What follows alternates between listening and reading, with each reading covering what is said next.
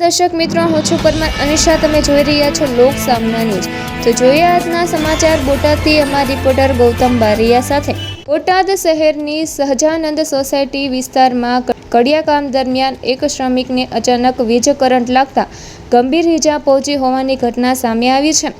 અમરેલી માહિતી મુજબ બહાદુરભાઈ લાલજીભાઈ પરમાર રહે હણકુઈ નવ અથા હનુમાનજી મંદિર પાછળ બોટાદ સહજાનંદ સોસાયટી વિસ્તારમાં કડિયાકામ કરી રહ્યા હતા. તે દરમિયાન અચાનક શોર્ટ સર્કિટના કારણે તેમને કરંટ લાગ્યો હતો. ઘટના બાદ આસપાસના લોકોએ તાત્કાલિક તેમને સારવાર માટે ખસેડાયા હતા. તેમની ગંભીર સ્થિતિને ધ્યાનમાં રાખી વધુ સારવાર અર્થે ભાવનગર સિટી હોસ્પિટલમાં રિફર કરવામાં આવ્યા હતા. હાલ તેમની સ્થિતિ ગંભીર હોવાનું જાણવા મળી રહ્યું છે. ઘટનાને પગલે પરિવારજનોમાં ચિંતા વ્યાપી ગઈ છે, જ્યારે સમગ્ર મામલે વધુ તપાસ હાથ ધરવામાં આવી રહી છે.